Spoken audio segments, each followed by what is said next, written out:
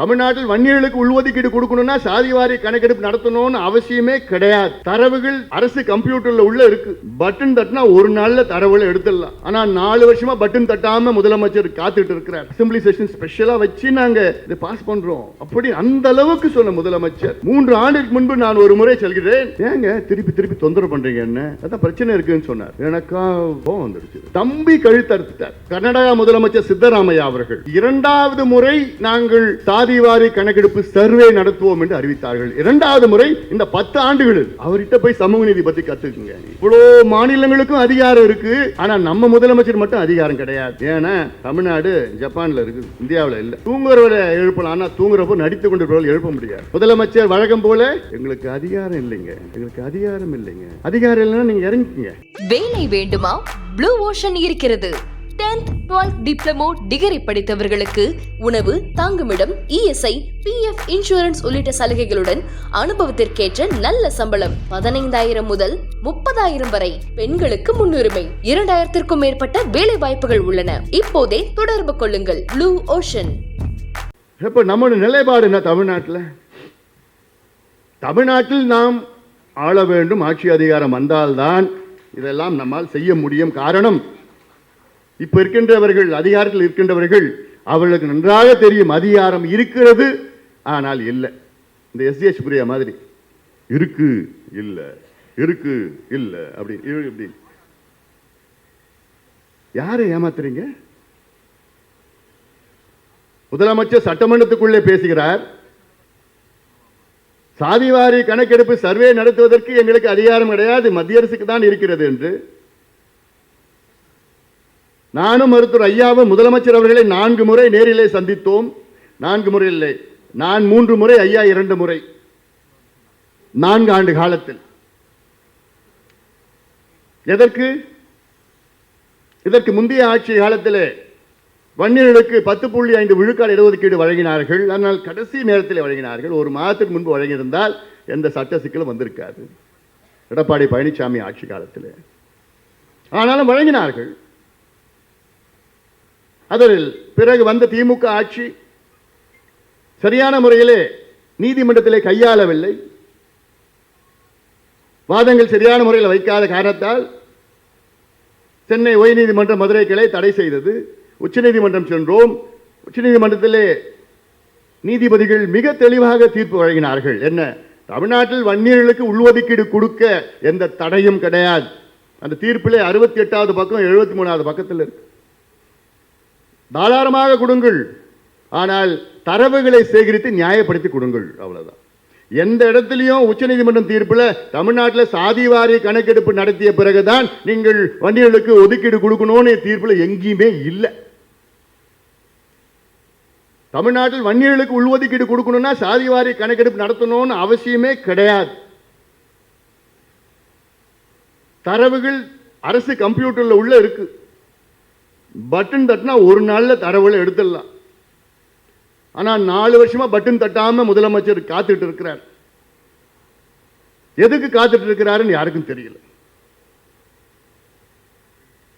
ஆனால் இதே முதலமைச்சர் அவர்கள் 4 ஆண்டுகளுக்கு முன்பு நாங்கள் அவர் சந்தித்த நேரத்திலே உறுதியாக நான் தருகின்றேன் என்று உறுதியாக இருந்தார். அவருடைய பாடி லாங்குவேஜ் நான் பார்த்தேன். தைரியமா போங்க. ஒரு முறை என்னுடன் சொன்ன பொழுது, ஏன் இந்த செஷன் முடிஞ்சு போச்சுன்னு சொன்னப்போ, போங்க நாங்க ஸ்பெஷல் செஷன் வைக்கிறோம், அசெம்பிளி செஷன் ஸ்பெஷலா வச்சு நாங்க இதை பாஸ் பண்றோம். அப்படி அந்த அளவுக்கு சொன்ன முதலமைச்சர் 3 ஆண்டுகளுக்கு பிறகு நான் கொடுக்கின்றேன் ஒவ்வொரு முறையும் சட்டமன்றத்துக்கு உள்ளேயும் வெளியிலையும் பல முறை சொன்னி வாக்குறுதி கொடுத்த முதலமைச்சர் அவர்கள் 3 ஆண்டுக்கு முன்பு நான் ஒரு முறை செல்கிறேன். உடனடியாக ஏங்க திருப்பி திருப்பி தொந்தரவு பண்றீங்க, என்ன அதான் பிரச்சனை இருக்குன்னு சொன்னார். எனக்கா கோவம் வந்துடுச்சு. பக்கத்தில் துரைமுருகன் அங்கிள் இருக்கிறார், அவர் பக்கத்தில். நான் கேட்டேன், என்ன பிரச்சனைன்னு கேட்டேன். இல்லை நாங்களும் குழுவாக தான் போனோம், ஒரு பாலு, ஏகேஎம், ஜிகேஎம் எல்லாம் தான் போனோம். 3 ஆண்டுகளுக்கு பிறகு அப்புறம் அவங்க தனி செயலாளரை பார்த்த, இப்ப இருக்கிற சீஃப் செக்ரட்டரி அவர் பார்த்தார் முருகானந்தம் எழுந்து நின்று, இல்லை சார் இப்படி சார், அது வன்னியர்களுக்கு 12% வருது, 14% வருது, அதனால பிரச்சனை நான் கேட்டேன், எந்த டேட்டா வச்சு சொல்கிறீங்கன்னு கேட்டேன். இல்லை சார் இதுன்னு சொல்லிட்டு பாலு கொடு சொல்லிட்டு பாலுவிட்ட டேட்டா நம்ம வச்சுருக்கோம், டேட்டா இல்லை எங்கே இருக்குது வன்னியர்களுக்கு எந்த பர்சன்டேஜ் வருதுன்னு. குரூப் ஏல 4% வருது, குரூப் பியில் 7% வருது, குரூப் சியில் 8, 9, 8.5%, 9% வருது, குரூப் டியில் 10, 10.5 அப்படி வருது. குரூப் டின்னு என்ன, கிளர்க்கு, பிளம்பரு, கார்பெண்டரு. எங்களுக்கு குரூப் ஏ வேணும். சொன்ன உடனே இல்லைங்க அப்படிங்க சொல்லிட்டு அப்புறம் சொல்லிட்டேன், டோன்ட் மிஸ்கைட் த சீஃப் மினிஸ்டர்னு சொல்லிட்டேன். அங்கேயே சொன்னேன் நான். அப்புறம் முதலமைச்சர் அவர் ஏதோ நான் அவரை பற்றி சொல்லிட்டேன்னு நினச்சிட்டு அவருக்கு கொஞ்சம் என்ன மேலே வருத்தம். 2 பாட்டில் தண்ணி குடிச்சேன் அன்னைக்கு. ஏன்னா இது உணர்வுபூர்வமாக இருக்குது. இதுக்காக தான் நாங்கள் எங்கள் தியாகிகள் எவ்வளோ உயிரை நாங்கள் இழந்தோம். எவ்வளோ உயிரை நாங்கள் இழந்தோம். இது வரைக்கும் அன்னைக்கு ஒரு நாளில் 21 உயிர், அந்த ஒரு போராட்டத்தில் 25 உயிர். அந்த இவ்வளோ காலமாக போராட்டத்தில் 100கணக்கான உயிர்களை நாங்கள் இழந்தோம். லட்சக்கணக்கான சொந்தங்கள் சிறைக்கு சென்றார்கள். எதுக்கு? எங்களுக்கு படிப்பு வேணும், எங்களுக்கு வேலை வேணும், நாங்கள் சுயமரியாதை வாழணும். வாழக்கூடாதையா? எங்களுக்கு சமூக நீதி வேணும். அதுக்காக தான் நாங்கள் போராடிட்டு வரோம். எங்கள் ஐயா கட்சியை தொடங்குனது காரணம் சமூக நீதிக்காக தொடங்கினார் எங்கள் கட்சியை. நாங்கள் போராம வேற யார் போராடுவா? தம்பி கழுத்தறுத்துட்டார். அதன் பிறகு சட்டமன்றத்துக்குள்ள சொல்றார், என்ன சொல்றார் முதலமைச்சர்? வன்னியர்களுக்கு உள்ஒதுக்கீடு வழங்குவதற்கு மத்திய அரசு சாதிவாரி கணக்கெடுப்பு நடத்தினாதான் உள்ஒதுக்கீடு வழங்க முடியும்னு முதலமைச்சர் சொல்றார் சட்டமன்றத்துக்குள்ள. எவ்வளோ பெரிய ஒரு மோசடி, டீசெண்டா சொல்றேன், மோசடின்னு. ஏன் இது 3-4 ஆண்டுகளுக்கு முன்பு சொல்ல வேண்டியது தானே? இன்னைக்கு எதுக்கு சொல்லணும்? நாங்க முதலாக அவங்க சந்தித்த நேரத்தில் அன்னைக்கு நீங்க எங்க கிட்ட சொல்லியிருக்கலாமே, இல்லைங்க இது மத்திய அரசு கணக்கெடுப்பு நடத்தினாதான் நாங்க இங்க தமிழ்நாட்டில் வன்னியர்களுக்கு உள்ஒதுக்கீடு கொடுப்போம்னு சொல்லிட்டு போயிருக்கலாமே. எதுக்கு எங்களை நம்ப வச்சீங்க? உச்சநீதிமன்றம் தீர்ப்பு மிக தெளிவா இருக்கு. அந்த உச்சநீதிமன்றம் தீர்ப்பின்படி ஒரு அரசாணை வெளியிட்டார், ஒரு கெசட் நோட்டிபிகேஷன் வெளி வருது. அதற்கு பிற்படுத்தப்பட்ட ஆணையத்தை புதுசாக நிறுவுகிறார்கள். தமிழ்நாடு பேக்வர்ட் கிளாஸ் ஆணையத்திற்கு தமிழ்நாடு அரசு ஒரு நோட்டீஸ் கொடுக்குது. என்னன்னு, 3 மாதத்திற்குள் உச்சநீதிமன்ற தீர்ப்பின்படி தரவுகளை சேகரித்து வன்னியர்களுக்கு உள்ஒதுக்கீடு வழங்குவதற்கு பரிந்துரை செய்யுங்கள். அப்ப எவ்வளவு பொய் பின்னடைக்கு சொல்றார் முதலமைச்சர். கவர்மெண்ட் நோட்டிபிகேஷன் இருக்கு, ஜிஓ இருக்கு. தமிழ்நாடு பேக்வர்ட் கிளாஸ் கமிஷன் 3 மாதம், அப்புறம் இன்னொரு 3 மாதம், அப்புறம் 6 மாதம், அப்புறம் 6 மாதம், 6 மாதம், 6 மாதம், 6 மாதம். பிஸ்கெட்டு, இந்த வடையும் பிஸ்கெட்டும் சாப்பிட்டுட்டு இருக்காங்க. காஃபி, பிஸ்கெட்டு, வடை, வேற என்ன பண்ணல? பேக்வர்ட் கிளாஸ் கமிஷன் காலம் முடிஞ்சு போச்சு. இப்போ அடுத்த பேக்வர்ட் கிளாஸ் கமிஷன் அவங்களையும் இதுதான், இதே தானே தலையெழுத்து. அதிகாரம் இருந்தும் நான் கேட்கிறேன் முதலமைச்சர் அவர்களே, 4 நாட்களுக்கு முன்பு கர்நாடகா முதலமைச்சர் சித்தராமையா அவர்கள் கர்நாடகாவில் 2வது முறை நாங்கள் சாதிவாரி கணக்கெடுப்பு சர்வே நடத்துவோம் என்று அறிவித்தார்கள். 2வது முறை இந்த 10 ஆண்டுகளில். அவர்கிட்ட போய் சமூக நீதி பத்தி கத்துக்குங்க. நீங்க சமூக நீதி பத்தி பேசுறீங்களே, நாங்கள் தந்தை பெரியாருடைய வாரிசுன்னு பேசுறீங்க, சமூக நீதி எங்களுடைய உயிர் மூச்சுன்னு பேசுறீங்களே, என்ன மூச்சு அது? சித்தராமையா அவர்கள் 2015 முதலாக முதலமைச்சர் அங்கே முதலமைச்சர் நேரத்தில் எடுத்தார்.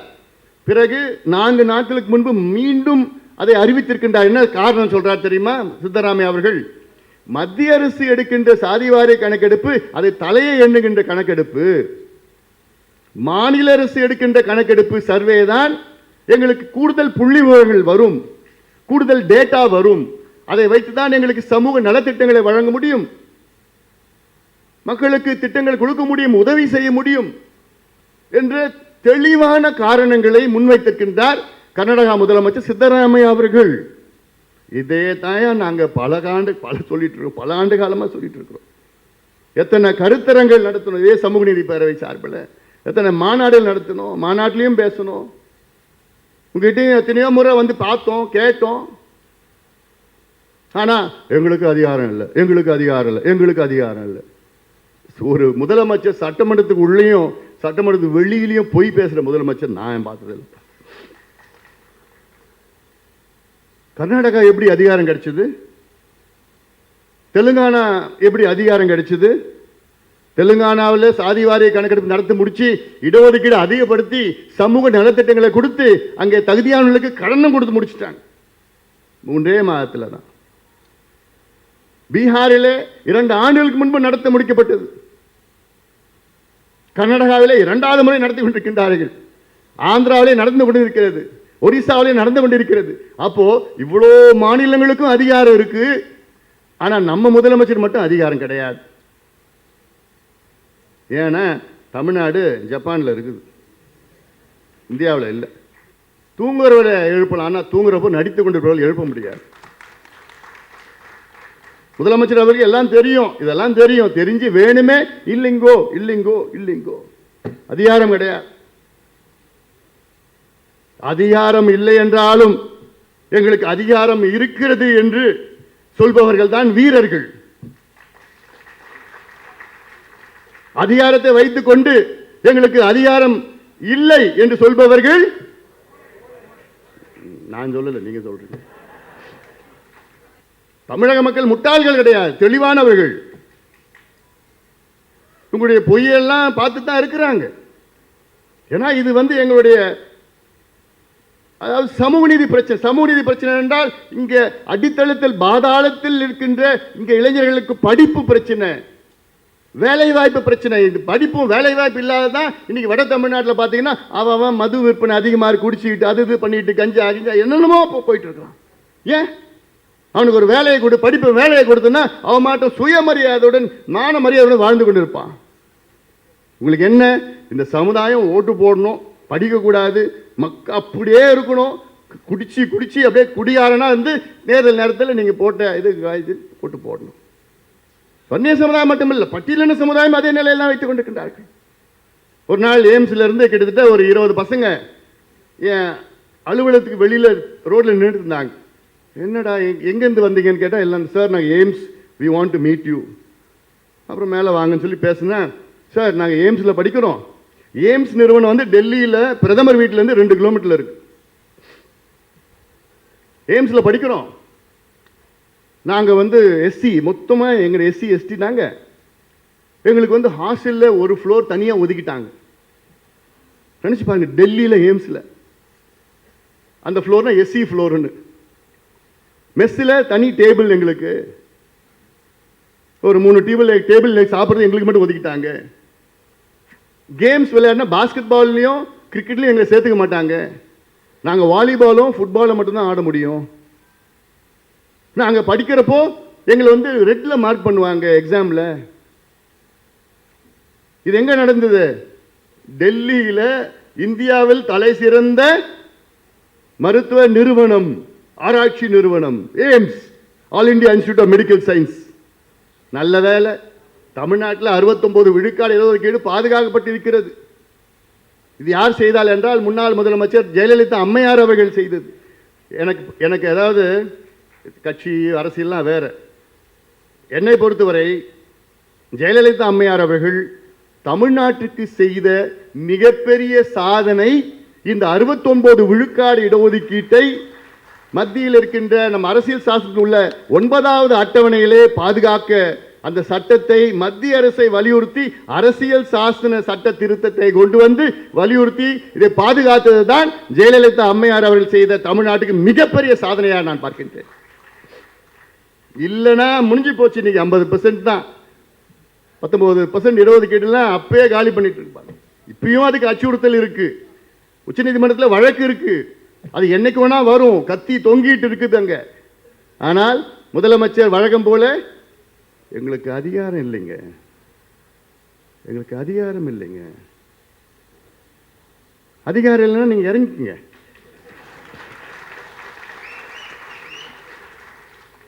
நாங்கள் பார்த்துக்குறோம். எவ்வளோ காலமாக ஏமாத்துவீங்க நீங்கள்?